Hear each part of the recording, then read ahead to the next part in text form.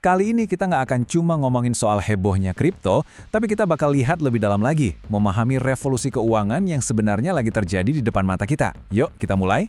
Kita mulai dengan kutipan yang kuat ya. Itu adalah kesalahan fatal. Kebanyakan orang mungkin mikir investasi masa depan itu ya cuma soal tebak-tebakan koin mana yang bakal meroket. Tapi ternyata, pandangan kayak gitu, menurut sumber kami, adalah sebuah kesalahan yang fatal. Kesalahan fatal apa nih maksudnya? Kok bisa sampai dibilang sangat berisiko buat portofolio kita ke depannya? Nah, ini dia jawabannya. Kesalahannya adalah berpikir kalau masa depan keuangan digital itu cuma soal spekulasi koin meme berikutnya. Padahal, jauh di balik semua itu ada sesuatu yang jauh lebih fundamental yang sedang dibangun. Oke, di bagian pertama ini, kita bakal bongkar habis-habisan mitos itu. Kita bandingin sama apa sih yang sebenarnya lagi dikerjain sama para pemain besar di dunia keuangan. Coba deh, lihat perbandingannya. Kontras banget kan? Di satu sisi, ada mitos kalau dunia blockchain itu isinya cuma spekulasi. Tapi faktanya, para raksasa di Wall Street itu udah nggak lagi pusingin koin meme. Mereka lagi sibuk banget melakukan yang namanya tokenisasi aset dunia nyata, atau RWA. Dan ini poin yang paling penting. Kalau kita masih nyimpen aset dengan cara tradisional, nggak sadar kita sebenarnya lagi ngebiarin efisiensi modal kita menguap gitu aja. Aset kita nggak bekerja sekeras yang semestinya. Terus, solusinya gimana? Nah, kita masuk ke bagian kedua. Kita akan bahas soal revolusi aset dunia nyata. Dan ini, dengerin baik-baik, bukan sekedar tren, tapi sebuah revolusi yang bakal ngubah cara kita punya aset. Jadi, apa sih tokenisasi RWA itu? Gampangnya gini, bayangin kita ambil aset di dunia nyata, kayak properti atau saham, terus hak kepemilikannya kita ubah jadi semacam sertifikat digital atau token yang aman tercatat di blockchain. Salah satu keajaiban dari sini adalah kepemilikan fraksional. Artinya apa? Anda nggak perlu lagi punya uang miliaran buat beli satu gedung utuh.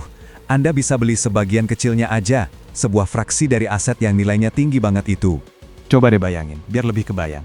Anda bisa punya satu bata digital dari gedung perkantoran megah di New York. Atau punya secuil saham dari perusahaan teknologi raksasa. Dan semua itu bisa dibeli secara instan, tanpa perantara yang bikin pusing. Makanya penting banget buat kita sadar ini bukan cuma tren sesaat. Ini beneran perombakan besar-besaran di sistem keuangan. Sebuah revolusi yang bikin investasi jadi bisa diakses sama semua orang. Intinya, teknologi ini membawa solusi-solusi canggih yang biasanya cuma bisa dinikmati sama perusahaan raksasa, langsung ke tangan investor retail kayak kita-kita ini. Oke, idenya keren banget. Tapi pertanyaan berikutnya pasti, gimana semua ini bisa jalan dengan aman dan efisien? Yuk, kita intip teknologinya. Soal keamanan itu nomor satu kan? Gimana kita bisa yakin kalau bata digital yang kita punya itu beneran ada wujud aset fisiknya dan asetnya itu aman?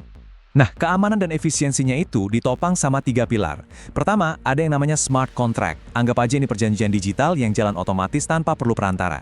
Kedua, layanan kustodian. Ini pihak terpercaya yang tugasnya jagain aset fisiknya. Dan yang ketiga, tentu aja teknologi blockchain itu sendiri yang bikin semua transaksi jadi transparan dan biayanya jauh lebih murah.